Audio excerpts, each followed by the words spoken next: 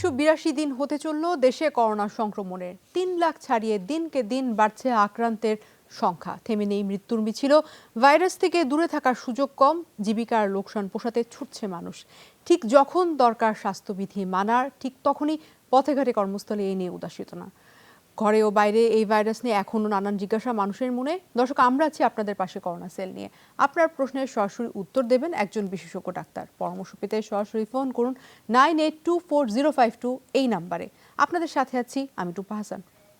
আর আজ আমাদের সাথে আছেন আদ্দিন উইমেন্স মেডিকেল কলেজ ও হাসপাতালের অর্থোপেডিক্স বিভাগের সহকারী অধ্যাপক ডক্টর মোহাম্মদ আবদুল্লাহ আল মারুফ। ডক্টর মারুফ, আপনাকে স্বাগত জানাচ্ছি আমাদের আজকের আয়োজনে। ডক্টর মারুফ, শুরুতেই জানতে চাই যে এই যে কোভিড, সেটির কিরকম আসলে বিরূপ প্রভাব পড়ে যারা অর্থোপেডিক্যাল সমস্যায় অলরেডি ভুগছেন তাদের ক্ষেত্রে?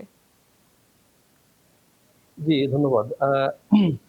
আপনি জানেন যে কোভিড-19 সারা বিশ্বে এখন যথেষ্ট পরিমাণে প্রভাব ছড়িয়েছে এবং পাশাপাশি আমাদের দেশেও বিভিন্ন রকমের রোগ ছড়াচ্ছে। আপনি জানেন যে অর্থোপেডিক্সের বিশেষ করে যারা হচ্ছে কোভিড-19 আক্রান্ত হচ্ছেন তারা বিশেষ করে বিভিন্ন জয়েন্ট পেইন নিয়ে আমাদের কাছে অলরেডি এর আগে আসছেন। এবং হচ্ছে বিভিন্ন তাদের মাংসপেশিতে ব্যথা, সারা গায়ে ব্যথা, একটা ম্যাজম্যাজ ঝিমঝিমানি ভাব একটা, এগুলো আমরা পাচ্ছি আসলে অর্থোপেডিক্সের দিকটা যদি আপনি বলেন। যাদের এই মুহূর্তে আসলে হিপ রিপ্লেসমেন্ট, নি রিপ্লেসমেন্ট, স্পাইন সার্জারি বা শোল্ডার সার্জারি এই মুহূর্তে লাগবে, তাদের ক্ষেত্রে এই কোভিড পরিস্থিতিতে আপনারা কিভাবে সেই সব রোগীদের সামাল দিচ্ছেন? আসলে যাদের হচ্ছে মানে যেই অপারেশনগুলো খুব জরুরি কিংবা হচ্ছে ইমার্জেন্সি, তো সেই ক্ষেত্রে আমরা হচ্ছে পেশেন্টদেরকে অপারেশনের কথা বলি এবং অ্যাডভাইস করে থাকি হচ্ছে প্রপার প্রোটেকশন নিয়ে। এবং অনেক সময় যাদের কোভিড টেস্ট আমরা হচ্ছে করতে বলি, অ্যাডভাইস করি। যদি কোভিড টেস্ট পজিটিভ পেয়ে থাকি আমরা, সেক্ষেত্রে আমরা ওইভাবে প্রপার প্রোটেকশন নিয়ে হচ্ছে আমরা অপারেশনগুলো করে থাকি। আর যেগুলো হচ্ছে ইমার্জেন্সি অপারেশন না, যেগুলো হচ্ছে এখন না করলেও হবে কিংবা পরে করতে হবে, ইলেকটিভ যে সার্জারি গুলো, সেগুলো আমরা হচ্ছে পেশেন্টদেরকে অ্যাডভাইস করে থাকি এবং কাউন্সেলিং করে বুঝিয়ে দিয়ে আপনি হচ্ছে কিছুদিন পরে আমাদের কাছে আবার যোগাযোগ করেন। ডক্টর মারুফ, একটু বলবেন আমাদের যে লোয়ার ব্যাক পেইন, আমরা জানি খুব কমন একটি টার্ম, অনেকের ক্ষেত্রেই লোয়ার ব্যাক পেইনের সমস্যা হয়। এই সমস্যাটি আসলে কেন হয়, কাদের হয় এবং ট্রিটমেন্ট কি এই ক্রনিক লোয়ার ব্যাক পেইনের? আপনাকে আসলে লো ব্যাক পেইনটা হচ্ছে আমাদের দেশে, শুধু আমাদের দেশই না, সারা বিশ্বেই হচ্ছে আপনার 90% মানুষই জীবনের কোনো এক সময়ে লো ব্যাক পেইনে ভুগে থাকেন এবং এটা খুবই কমন একটা ডিজিজ সারা ওয়ার্ল্ডে। লো ব্যাক পেইন আসলে বিভিন্ন ধরনের হয়ে থাকে এবং এটা হচ্ছে অনেক ভেরিয়েশন আছে, বয়সগত ভেরিয়েশন আছে। হচ্ছে যদি সে কোনো ট্রমার হিস্ট্রি থেকে থাকে, সেক্ষেত্রে যদি ভার্টিব্রাল ফ্র্যাকচার হয় বা মেরুদণ্ড বা কশেরুকার যদি আঘাতজনিত কারণে, এবং হচ্ছে আমাদের মেরুদণ্ডের মধ্যে অনেক সময় মেরুদণ্ডের যক্ষ্মা হয়ে থাকে, সেক্ষেত্রে মেরুদণ্ড যক্ষ্মার কারণেও ব্যথা হয়ে থাকে। এবং আমাদের দেশে যেটা আমরা সবচেয়ে কমনলি পেয়ে থাকি সেটা হচ্ছে যে ভার্টিব্রা, যে হচ্ছে আপনার লাম্বার ভার্টিব্রাল যে ডিস্ক প্রলাপস যেটা বলি আমরা, যে দুইটা ভার্টিব্রা মাঝখানে যে হচ্ছে নরম হাড় থাকে, সেই হাড়টি আস্তে আস্তে সরে গিয়ে হচ্ছে মেরুদণ্ডের যে রগ, সেই রগকে চাপ দিয়ে ব্যথার সৃষ্টি করে আর কি। এটি হচ্ছে আমরা সবচেয়ে বেশি পেয়ে থাকি কমনলি। আর ইয়ং বয়সে হচ্ছে অনেকগুলো কারণে ব্যথা হতে পারে। ইয়ংদের সাধারণত ট্রমার হিস্ট্রি থাকলে ব্যথা হয়, অথবা ভার্টিব্রার যে কার্ভাচার, অথবা ভার্টিব্রার যে আপনার হচ্ছে গিয়া কার্ভাচারটা মেইনটেইন না করলে ব্যথা হয়। অনেক সময় মাংসপেশির হচ্ছে টান ধরলে ব্যথা হতে পারে। একইভাবে কাজ করলে প্রফেশনাল যে মেকানিক্যাল ব্যাক পেইন, সেটাকে আমরা এইভাবে বলে থাকি। আর সাধারণত মহিলা যারা আছেন, যারা একটু বয়স্ক, যাদের হচ্ছে পিরিয়ড বন্ধ হয়ে গেছে, সেক্ষেত্রে অস্টিওপোরোসিসের কারণেও লো ব্যাক পেইন হতে পারে। এই বিষয়ে আমরা আবার একটু আলোচনা করব, কিন্তু আমাদের সাথে একজন দর্শক এই মুহূর্তে যুক্ত আছেন। দর্শক, আপনি কে বলছেন, কোথা থেকে বলছেন, নাম বলে প্রশ্নটি করুন। দর্শক, আপনার নাম বলে প্রশ্নটি করুন।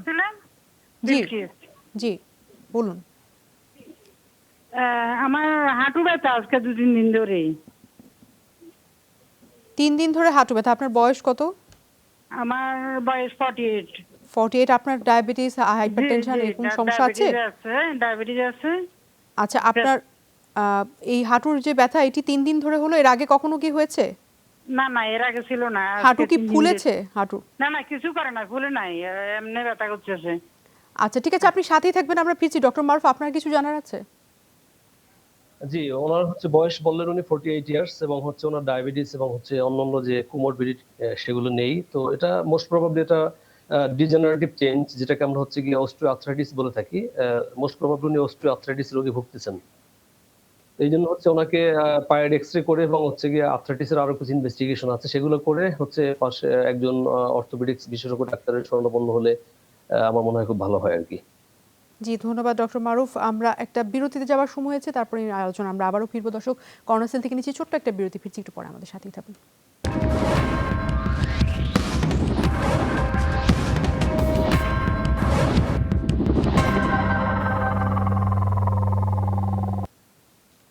দর্শক, স্বাগত জানাচ্ছি আবারও কর্নার সেল অনুষ্ঠানে। আজ আমাদের সাথে আছেন আদ্দিন উইমেন্স মেডিকেল কলেজ ও হাসপাতালের অর্থোপেডিক্স বিভাগের সহকারী অধ্যাপক ডক্টর মোহাম্মদ আবদুল্লাহ আল মারুফ। ডক্টর মারুফ, আপনাকে স্বাগত জানাচ্ছি আবারও কর্নার সেলে।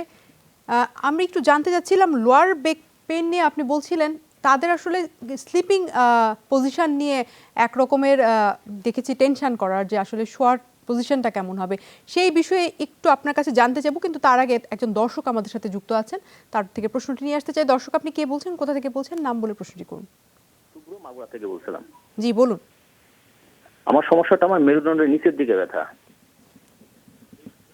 আচ্ছা, তো এই আপনার বয়স কত এবং সেই ব্যথাটা কবে থেকে হচ্ছে? আমার বয়স 35 বছর। আমার একটু প্রেশার আছে। প্রেশার আছে হাই? হুম হুম। আচ্ছা, আর এই ব্যথাটা কবে থেকে হচ্ছে? আমি ডাক্তার দেখিয়েছিলাম 2015 সালে। জি।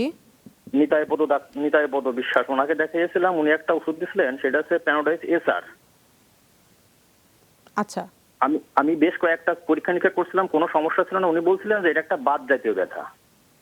আচ্ছা, 2015 থেকেই কি এখনো চলছে, নাকি আপনার এই ব্যথাটা আবার এই 2020 এ? আমি মাসখানেক পরে ওটা আমি পুরো কমপ্লিট হয়ে গিয়েছিলাম। তারপর আমার এই যে নতুন করে আবার এই 6 মাস যাবত ওই ব্যথাটা আবার হয়েছে নতুন করে। আচ্ছা, ব্যথাটা পায়ের দিকে ছড়ায় কিনা কোনো পায়ে? আপনার ব্যথাটা কি পায়ের দিকে? না, পায়ের দিকে যায় না। আমার ব্যথাটা ঠিক মেরুদণ্ডের নিচে ব্যাক সাইডে। আচ্ছা আচ্ছা, ওনার বয়স হচ্ছে 48 ইয়ার্স। তো ব্যথাটা হচ্ছে বয়স 35 ইয়ার্স। যেহেতু ব্যথাটা কোনো দিকে ছড়ায় না মানে হচ্ছে মানে রেডিকুলোপ্যাথি নাই, আমরা যেটাকে বলি, রেডিয়েশন হয় না। তো সেক্ষেত্রে ওনার হচ্ছে কি এটা লোকাল একটা পেইন মেরুদণ্ডের হচ্ছে লাম্বার রিজিয়নে উনি বললো। তো এটা আসলে আমার মনে হচ্ছে এটা ডিস্ক প্রলাপস এখন ওনার হয়নি। তো ওনার হচ্ছে পোস্টারটা মেনটেন করা খুব গুরুত্বপূর্ণ। উনি কি কাজ করেন সেটা আসলে বলতে মানে জানলে ভালো হতো। অনেক সময় দেখা যায় প্রফেশনাল কারণে অনেকক্ষণ পর্যন্ত একইভাবে বসে কাজ করতে হলে একটু পিছনে ব্যথা হয়। অথবা যারা বাইক ড্রাইভ করে, কন্টিনিউ বাইক রান করে, তাদের ক্ষেত্রেও দেখা যায় অনেকক্ষণ পর্যন্ত বাইক রাইড করলে ব্যথা হতে পারে। শোয়া থেকে, যেটা আপনি একটু আগে বললেন যে শোয়া থেকেও ব্যথা হতে পারে, যদি এক নাগাড়ে একইভাবে শুয়ে থাকে তো সেক্ষেত্রেও ব্যথা হতে পারে। সেক্ষেত্রে একটু বলবেন যে ব্যাক পেইন যাদের আছে তাদের আসলে স্লিপিং পজিশনটা কেমন হওয়া উচিত? স্লিপিং পজিশনটা হচ্ছে এটার জন্য খুব গুরুত্বপূর্ণ হচ্ছে একটা শক্ত বিছানায়, আমরা বলি যে শক্ত বিছানায় শোবে, নরম বিছানায় শোয়া যাবে না। আর হচ্ছে গিয়া যখন বিছানা থেকে উঠবে ঘুমের পরে, তখন হচ্ছে গিয়া মানে হঠাৎ করে উঠবে না পেশেন্ট। একটু কাত হয়ে হচ্ছে গিয়া ডান কাত অথবা বাম কাত হয়ে পেশেন্ট ডান পায়ে অথবা বাম পায়ে ভর দিয়ে আস্তে আস্তে করে উঠবে। হঠাৎ করে উঠলে দেখা যায় অনেক সময় মাংসপেশিতে টান লাগা থেকে ব্যথাটা রয়ে যায় পরবর্তীতে। আচ্ছা ডক্টর মারুফ, জি জি বলুন। হ্যাঁ, ওনার জন্য যেটা করণীয়, উনি হচ্ছে ওনার কোমরের একটা এক্সরে করে হচ্ছে গিয়ে, যদি এক্সরেতে কোনো রকমের হচ্ছে গিয়ে কোনো নার্ভ কম্প্রেশন অথবা কোনো ডিজেনারেটিভ চেঞ্জ না থাকে, সেক্ষেত্রে উনি বাসায় বসে হচ্ছে গিয়ে একটু হট কম্প্রেশন দিতে পারে, পাশাপাশি একটু ব্যথানাশক ওষুধ খেতে পারে এবং কিছু এক্সারসাইজ। এই এক্সারসাইজের মাধ্যমে ওনার দেখা যায় ব্যথাটা আস্তে আস্তে ভালো হয়ে যেতে পারে। এই পর্যায়ে আপনার কাছে একটু জানতে চাইবো একটু বিশদভাবে, সেটা হচ্ছে অস্টিও আর্থ্রাইটিসের কথা আমরা প্রায়ই শুনি। অস্টিও আর্থ্রাইটিসটা কি এবং কোন জয়েন্টে এই ক্ষয়ের রোগ বেশি হয়, কোন এইজ গ্রুপে এই অস্টিও আর্থ্রাইটিস সবচেয়ে বেশি দেখা যায়? আচ্ছা, অস্টিওআর্থ্রাইটিস আমাদের হচ্ছে অর্থোপেডিক্স খুবই একটা কমন প্রবলেম। এটা হচ্ছে বয়সজনিত হচ্ছে ডিজেনারেটিভ চেঞ্জ হয় এবং এটা জয়েন্টের রোগ একটা। মেইনলি এটা হচ্ছে গিয়া জয়েন্টের আমাদের যে আর্টিকুলার কার্টিলেজ থাকে, মানে নরম হাড়, ওই হাড়গুলো আস্তে আস্তে ইনফার্মড হয়ে একটা হচ্ছে ব্যথার সৃষ্টি হয় বা প্রদাহ হয় জয়েন্টের মধ্যে। তখন হচ্ছে পেশেন্টের কমপ্লেইন হয় খুব ব্যথা, হাঁটতে পারে না, অথবা পা ভাঁজ করতে গেলে, অথবা কোনো হাঁটু অথবা হাতে, বিভিন্ন জয়েন্টে তো এটা হতে পারে। সাধারণত আমাদের বডিতে যে বড় বড় জয়েন্ট গুলো আছে সেখানে অস্টিওআর্থ্রাইটিসের প্রকোপটা বেশি আমরা দেখতে পাই, বিশেষ করে হাঁটুর জয়েন্ট, তারপর হিপ জয়েন্ট, শোল্ডারের জয়েন্ট, এইসব জয়েন্ট হচ্ছে সাধারণত অস্টিওআর্থ্রাইটিস খুব বেশি। আমরা দেখতে পাই, এবং এটা সাধারণত আপনি যে বয়সটার কথা বললেন, এটা সাধারণত যেহেতু বয়সজনিত রোগ, এটা 40 থেকে 60-70 বছর বয়সে এগুলো আস্তে আস্তে বেশি হয় আর কি। সেকেন্ড টু থার্ড ডিকেটে এই রোগটা বেশি দেখতে পাই আমরা।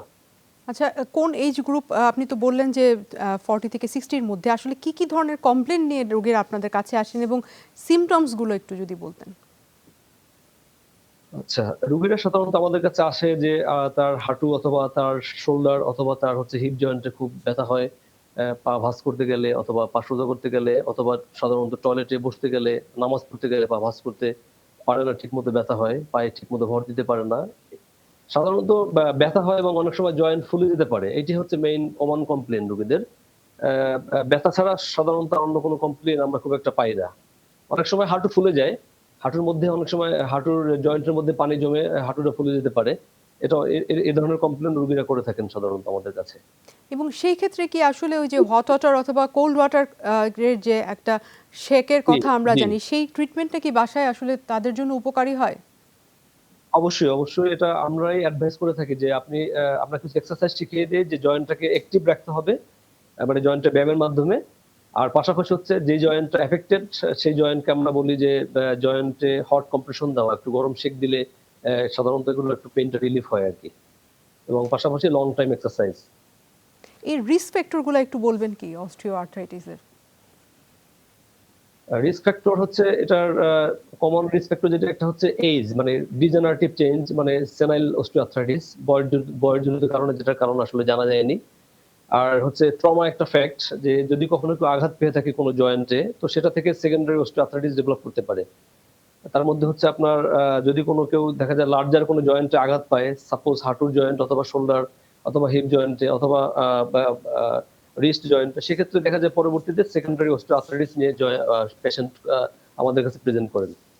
আর পাশাপাশি হচ্ছে গিয়ে আদার্স কিছু রোগ আমরা যেটা বলে থাকি, যেমন ধরেন হাড়ের কিছু রোগ থাকে, তারপর হচ্ছে গিয়া সিস্টেমিক কিছু ডিজিজ, যেমন ডায়াবেটিস, তারপর হচ্ছে গিয়া হাইপারটেনশন, তারপর কিডনি ডিজিজ, এই সমস্ত রোগে দেখা যায় জয়েন্টের পেশেন্টের অস্টিওআর্থ্রাইটিস হতে পারে। তার মধ্যে থাইরয়েডে যদি কারোর কোনো ডিজিজ থাকে, মানে গলগণ্ড রোগ যদি কারো থাকে, সেক্ষেত্রেও এখান থেকে হচ্ছে ক্যালসিয়ামের টার্নওভারটা কম হয়। এই কারণে হচ্ছে গিয়া অনেক অস্টিওআর্থ্রাইটিস নিয়ে প্রেজেন্ট করে পেশেন্ট আমাদের কাছে।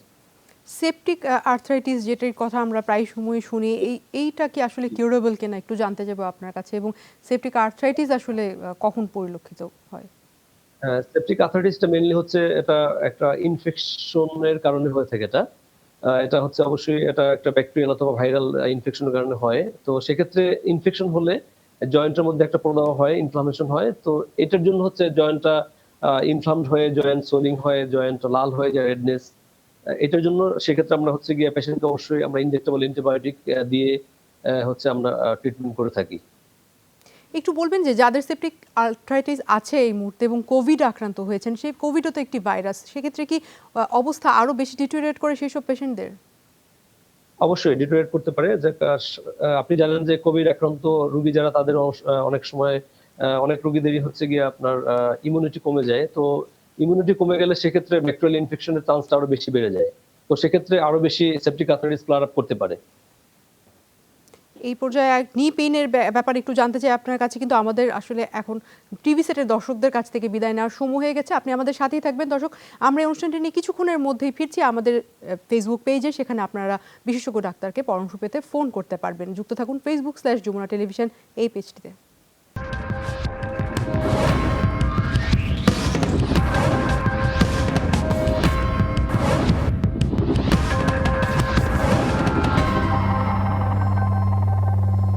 দর্শক, স্বাগত জানাচ্ছি আবারও করোনা সেল অনুষ্ঠানে। এই পর্যায়ে অনুষ্ঠানটি আপনারা শুধুমাত্র যমুনা টেলিভিশনের ফেসবুক পেজে দেখছেন। আজ আমাদের সাথে আছেন আদ্দিন উইমেন্স মেডিকেল কলেজ ও হাসপাতালের অর্থোপেডিক্স বিভাগের সহকারী অধ্যাপক ডক্টর মোহাম্মদ আব্দুল্লাহ আল মারুফ। ডক্টর মারুফ, আপনাকে আবার স্বাগত জানাচ্ছি। আমরা জানতে চাচ্ছিলাম নি পেইন কেন হয়, কাদের বেশি এই নি পেইন পরিলক্ষিত হয়? ধন্যবাদ। নি পেইন এটা হচ্ছে মোস্ট কমন কজেস হচ্ছে অস্টিওআর্থ্রাইটিস এবং পাশাপাশি রিউমাটয়েড আর্থ্রাইটিস, আরো অনেক ফ্যাক্টর আছে। তো আমি যদি অস্টিওআর্থ্রাইটিস নিয়ে চিন্তা করি, সেক্ষেত্রে এটা একটা বয়সজনিত রোগ এবং এটা বয়স বাড়ার সাথে সাথে এই নি পেইনের হচ্ছে ডিউরেশনটা বাড়তে থাকে এবং আস্তে আস্তে এটা আরো বেশি তীব্রতর হতে পারে। আর হচ্ছে সাধারণত মহিলা সেক্স এর বিষয়টা হচ্ছে মহিলাদের রোগটা একটু বেশি হতে পারে। উইমেনদের হচ্ছে এটা একটু বেশি কমন। পাশাপাশি যারা একটু ওবেজ, যাদের একটু ওয়েটটা বেশি, তো সেক্ষেত্রেও হচ্ছে যেহেতু ওয়েট বেশি থাকার কারণে তার হাঁটতে গেলে আমাদের হাঁটু হয়েই ওয়েটটা ট্রান্সমিট হয়। সেক্ষেত্রে বড়, বড় জয়েন্ট যেগুলো সেগুলোতে হচ্ছে একটু প্রেশার পড়ে। দ্যাটস হোয়াই জয়েন্টের ব্যথাটা তীব্রতর হতে পারে আস্তে, আস্তে। এবং এর পাশাপাশি জয়েন্ট ডিফর্মিটি বলি আমরা। যদি হাঁটুতে অথবা কোনো জয়েন্টে যদি কোনো ডিফর্মিটি থাকে, যে জন্মগতভাবে অথবা কোনো কারণে আঘাতপ্রাপ্ত হয়ে জয়েন্টটা একটু ডিফর্মড হয়ে গেছে, তো সেক্ষেত্রে হচ্ছে আপনার এরকম একটা পেইন পরিলক্ষিত হয় আরকি। আর এর পাশাপাশি কিছু মেটাবলিক ডিজিজ যেমন হচ্ছে আমরা বলি, যেমন ধরেন ডায়াবেটিস মেলাইটাস, এটা একটা কজ। পাশাপাশি হেমাক্রোমোটোসিস, এটাও এক ধরনের ডিজিজ। হেমাথ্রোসিস, যাদের অনেক সময় হিমোফিলিক আর্থ্রাইটিস হতে পারে, যাদের রক্তে কোনো সমস্যা আছে, যেমন ধরেন হিমোফিলিয়া, সেক্ষেত্রেও এই অস্টিও আর্থ্রাইটিস নিয়ে প্রেজেন্ট করতে পারে পেশেন্ট। নি আর সোয়েলিং যেটা এও তো বললাম আমরা দেখেছি অনেকের ক্ষেত্রে, সেই ক্ষেত্রে আসলে সোয়েলিং কেন হচ্ছে কারো কারো ক্ষেত্রে, এবং ট্রিটমেন্টটা কি জি, বাসায় নেওয়া যায়? জি, সোয়েলিংটা হচ্ছে এটা অ্যাকচুয়ালি এটা একটা সিম্পটম। এটা আসলে কোনো রোগ না। সোয়েলিংটা সাধারণত অস্টিও আর্থ্রাইটিস অথবা রিউমাটয়েড আর্থ্রাইটিস, ইভেন হেমোফিলিক আর্থ্রাইটিস অথবা কোনো ট্রমা, কোনো আঘাত, এখান থেকেও সোয়েলিংটা হতে পারে। তো সেক্ষেত্রে সোয়েলিংটা হচ্ছে একটা সিম্পটম। তো সোয়েলিং হলে হচ্ছে আমরা সাধারণত এই বিষয়গুলো মাথায় রেখে দেই, যে হতে পারে তার অস্টিও আর্থ্রাইটিসের কারণে জয়েন্টটা সোয়েলিং হয়ে গেছে, ইনফ্লামেশন হয়ে, প্রদাহ হয়ে, অথবা রিউমাটয়েড আর্থ্রাইটিসে সে ভুগছে কোনো কারণে।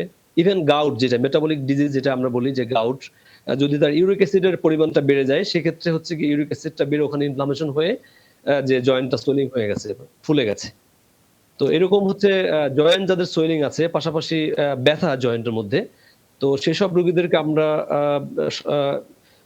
হচ্ছে আমরা ব্যথানাশক ঔষধ দেই। পাশাপাশি হচ্ছে গিয়ে কি কারণ সেটাকে আমরা খোঁজার চেষ্টা করি ইনভেস্টিগেশনের মাধ্যমে।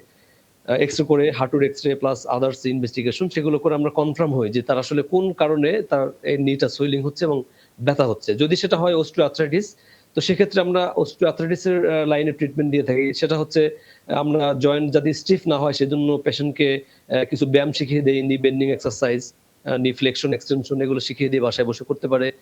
তারপরে হট কম্প্রেশন দিবে নিতে, পাশাপাশি হচ্ছে গিয়ে ব্যথানাশক ঔষধ খাবে। আর হচ্ছে কিছু কার্টিলেজ স্টিমুলেটিং কিছু ড্রাগ আছে, সেগুলো আমরা এই প্রেসক্রাইব করে থাকি। এক্সারসাইজ বলতে কি আপনি ফিজিওথেরাপির কথা বুঝাচ্ছেন? জি, না জি, ফিজিওথেরাপি। ফিজিওথেরাপির কথা বুঝাচ্ছেন? সেক্ষেত্রে ফিজিওথেরাপি এই মেডিকেশনের পাশাপাশি কিভাবে এই থেরাপিটা আসলে উপকার করতে পারে, এবং এই থেরাপি নিতে গেলে তো আসলে একজন স্পেশালিস্টের কাছে নিশ্চয়ই তার সেই পেশেন্টকে আপনারা রেফার করে থাকেন। না, অনেক সময় ফিজিওথেরাপি যে স্পেশালিস্টের কাছে যেতে হবে এমনটা নয়। পেশেন্ট হচ্ছে বাসায় বসেও এই ফিজিওথেরাপি সে শিখিয়ে দিলে সে নিতে পারে। যেমন ধরেন যে হট কম্প্রেশন এক্সারসাইজ, তারপর হচ্ছে নি বেন্ডিং এক্সারসাইজ, মানে পাটাকে সে ভাঁজ করবে, পাটা সোজা করবে এবং ভাঁজ সোজা এটাকে 10 সেকেন্ড ধরে রাখবে। এটা আমরা শিখিয়ে দেই। মানে এক্সারসাইজটা এক ধরনের ফিজিওথেরাপি এই ক্ষেত্রে। তোমার যারা কোভিড আক্রান্ত হয়ে দীর্ঘদিন আইসিইউতে ছিলেন, তারা যখন বাসায় ফেরত আসছেন, তাদের কি ফিজিওথেরাপি লাগতে পারে কিনা? কারণ তারা দীর্ঘদিন শুয়েছিলেন বেডে এবং সেখানে ট্রিটমেন্ট নিয়েছেন, কিছুটা ট্রমার মধ্যে দিয়ে গেছেন তারা, তাদের ক্ষেত্রে কি লাগতে পারে কিনা একটু বলবেন? হ্যাঁ, অবশ্যই। তো যারা হচ্ছে অনেকদিন পর্যন্ত হচ্ছে গিয়ে রেস্টে ছিলেন অথবা বেড রিডেন ছিলেন, এসব পেশেন্টদের যাদের আগে থেকেই হচ্ছে একটা টেন্ডেন্সি ছিল অস্টিও আর্থ্রাইটিসের, সেক্ষেত্রে তাদেরকে আমরা অবশ্যই বাসায় গিয়ে, যখন পেশেন্ট কোভিড আক্রান্ত হয়ে গেছে এবং এখন সুস্থ আছেন, তো সেসব পেশেন্টদেরকে অবশ্যই আমরা অ্যাডভাইস করি বাসায় গিয়ে যাতে তার জয়েন্ট গুলোকে সে মুভমেন্ট করায়। প্রতিটা জয়েন্টের অ্যাক্টিভ মুভমেন্ট করতে হবে। মুভমেন্ট করার আগে হচ্ছে আমরা পেশেন্টদেরকে বলি যে একটু আপনি যদি যদি জয়েন্টটা স্টিফ হয়ে যায়, আপনার মনে হয় যে জয়েন্টের মুভমেন্ট আগের মতো হচ্ছে না, তো সেক্ষেত্রে আমরা হচ্ছে কিছু মাসল রিল্যাক্সেন্ট অথবা ব্যথানাশক ঔষধের পাশাপাশি আমরা হচ্ছে গিয়ে হট কম্প্রেশন অ্যাডভাইস দিয়ে থাকি। হট কম্প্রেশন দিলে এবং ব্যথানাশক ঔষধ খেলে এবং তারপরে যদি পেশেন্ট ট্রাই করে যে আমার জয়েন্টটাকে আমি মোবিলাইজ করব, মানে মুভমেন্ট করব, সেক্ষেত্রে অবশ্যই এটা আস্তে আস্তে অ্যাক্টিভ এক্সারসাইজ সে করতে পারবে এই পেইন এবং করা কিলারের উচিত। কথা আমি একটু আপনার কাছে জানতে চাইবো যে আমাদের দেশে অনেকের মধ্যে পরিলক্ষিত হয় যে ব্যথা হলে একটা পেইন কিলার খেয়ে ফেলা, এই যে পেইন কিলার খেয়ে ফেলার একটা অভ্যাস ডক্টরের পরামর্শ ছাড়া, সেটা আসলে কতটা ক্ষতির কারণ হতে পারে?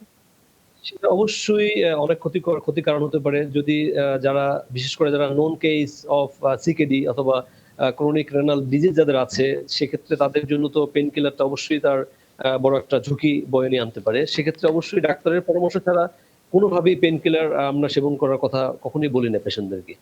সর্বোচ্চ বাসায় বসে সে প্যারাসিটামল জাতীয় ঔষধ সে খেতে পারে ব্যথার জন্য। হাড়ের জন্য আমরা জানি যে ভিটামিন ডি এবং ক্যালসিয়ামের একটা ভূমিকা আছে, একটু আগেও আপনি ক্যালসিয়ামের কথা বলছিলেন। এখন কেউ যদি ভিটামিন ডি এবং ক্যালসিয়াম ট্যাবলেট সাপ্লিমেন্ট হিসেবে খেতে চায়, সেক্ষেত্রে আসলে ডোজেস কেমন হওয়া উচিত এবং এই দুটিকে একসাথে খাওয়া উচিত কিনা সেটা একটু জানতে চাই। হ্যাঁ, অবশ্যই ক্যালসিয়াম এবং ভিটামিন ডি3 আমরা সবসময় কম্বাইন্ডে সাপ্লিমেন্টারি দিয়ে থাকি, কারণ আমাদের দেশে আমরা যে খাবার দাবার খেয়ে থাকি তার মধ্যে পর্যাপ্ত পরিমাণে ক্যালসিয়াম থাকার কথা, কিন্তু আসলে আমরা সেই পরিমাণে পাই না। আর আপনি জানেন যে ক্যালসিয়ামের বড় একটা সোর্স, সেটা হচ্ছে ন্যাচারাল সোর্স, সেটা হচ্ছে আমরা সূর্যের আলো থেকে পেয়ে থাকি, সানরে থেকে। আপনি বলা যায় যে 80% ক্যালসিয়াম কিন্তু সোর্স আমরা হচ্ছে মানে বিশেষ করে ভিটামিন ডি3, যেটা ক্যালসিয়াম না, সরি, ভিটামিন ডি3টা হচ্ছে ক্যালসিয়ামকে অ্যাবজর্ব করতে সাহায্য করে, মানে ক্যালসিয়ামকে আমাদের শরীরের মধ্যে যে পরিমাণে দরকার সেটাকে ঢুকানোর জন্য ক্যালসিয়ামকে সাহায্য করে ভিটামিন ডি3। এবং এই ভিটামিন ডি3টা মেইনলি সূর্যের আলো থেকে আসে, এবং এটা আমি যদি বলি সেটা হচ্ছে প্রায় 80% ভিটামিন ডি3 আমরা সূর্যের আলো থেকে পেয়ে থাকি। তো আমরা অবশ্যই পেশেন্টদেরকে বলে থাকি যে যাদের হচ্ছে আমাদের সবারই ক্যালসিয়ামের একটা ল্যাকিংস আছে, আমাদের সারা ওয়ার্ল্ডে এখন ক্যালসিয়ামের ঘাটতি। সবার মধ্যে দেখা যায় টেস্ট করলে সবারই ক্যালসিয়াম কম পাওয়া যায়, এবং এটা খুবই কমন সারা ওয়ার্ল্ডে। তো সেক্ষেত্রে আমরা পেশেন্টদেরকে ক্যালসিয়াম সাপ্লিমেন্টেশনের পাশাপাশি ভিটামিন ডি3 কম্বিনেশন দিয়ে থাকি, এবং এর সাথে আমরা পেশেন্টদেরকে অ্যাডভাইস করে থাকি যে আপনি অবশ্যই যদি আপনার সুযোগ হয় সেক্ষেত্রে আপনি একটু রৌদ্রে, বিশেষ করে সকালবেলা রোদে থাকবেন ০.৫ ঘন্টা এবং বিকেলবেলা ০.৫ ঘন্টা। এরকম রোদে থাকলে আমাদের মোটামুটি একটা ভিটামিন ডি3 যে ঘাটতি সেটা পূরণ হয়ে যায়। যারা এবং রোদে আমাদের বেরোচ্ছেন, হাড়ের অনেকে হয়তো ভয় বাসা থেকেও বেরোচ্ছেন না করোনার জন্য, সেই ক্ষেত্রে রোদও হয়তো লাগাতে পারছেন না। সেই ক্ষেত্রে যদি ভিটামিন ডি বাসায় বসে ইনটেক করতে চান, একটু ডোজেসটা একটু জানতে চাইবো আপনার কাছে, যে কত ইন্টারন্যাশনাল ইউনিট তারা ইনটেক করতে পারবেন? হ্যাঁ, ভিটামিন ডি3 আমরা সাধারণত 200 ইন্টারন্যাশনাল ইউনিট আমরা অ্যাডভাইস দিয়ে থাকি যদি অ্যাডাল্ট হয় সেক্ষেত্রে। এবং এর সাথে হচ্ছে ক্যালসিয়ামের যে কম্বিনেশনটা, সেটা হচ্ছে আমরা সাধারণত আপনার এখন বাজারে আমাদের অ্যাভেলেবল পাওয়া যায় 700 মিলিগ্রাম, 500 টু 700 মিলিগ্রাম ক্যালসিয়াম পাওয়া যায়, ওরাল ক্যালসিয়াম, এবং এর সাথে 200 ইন্টারন্যাশনাল ইউনিট হচ্ছে আপনার ভিটামিন ডি3। তো হচ্ছে এটা হচ্ছে যদি 500 মিলিগ্রামের ক্যালসিয়াম হয় এবং এর সাথে যদি 200 ইন্টারন্যাশনাল ইউনিট ভিটামিন ডি3 থাকে, সেক্ষেত্রে পেশেন্ট একটা করে 2 বেলা বাসায় বসে খেতে পারবে, সকালে একটা, রাতে একটা। ধন্যবাদ। আমরা একদম শেষ পর্যায়ে চলে এসেছি। জানতে চাইবো যে হাড় এবং অস্থি ভালো রাখার জন্য আমাদের লাইফস্টাইল এবং ফুড হ্যাবিটটা কেমন হওয়া উচিত, একটু জানতে চাইবো আপনার কাছে এই বিষয়ে। অবশ্যই আমাদের হাড়কে সুস্থ রাখতে হলে আসলে ক্যালসিয়াম এবং ভিটামিন ডি3 কোনো বিকল্প নেই, এবং এগুলোর হচ্ছে সবচেয়ে উল্লেখযোগ্য সোর্স আমি আপনাকে যেটা বললাম আমি, যে সূর্যের আলো, এবং এর পাশাপাশি যে ক্যালসিয়ামের সোর্সের জন্য আমরা সাধারণত অনেক খাবার থেকে ক্যালসিয়াম পেয়ে থাকি। তার মধ্যে সবচেয়ে গুরুত্বপূর্ণ এবং সবচেয়ে বেশি যে সোর্স, রিচ সোর্স, সেটা হচ্ছে দুধ এবং দুধ জাতীয় যে খাবারগুলো আমরা বাজারে অ্যাভেলেবল পেয়ে থাকি। দুধ যেমন দই, চিজও হতে পনির, পারে। ঘি, চিজ হতে পারে, জি, রাইট। এবং সামুদ্রিক মাছেও পর্যাপ্ত পরিমাণে ক্যালসিয়াম থাকে। জি। এবং অসংখ্য বিভিন্ন ধন্যবাদ আপনাকে ডক্টর মারুফ, আপনার মূল্যবান সময় থেকে আমাদের সময় দিয়েছেন। দর্শক, আর এই ছিল করোনা সেলে আজকের আয়োজনে। আগামীকাল দেখাবে ঠিক একই সময়। ততক্ষণ পর্যন্ত আপনারা সবাই ভালো থাকুন, সুস্থ থাকুন।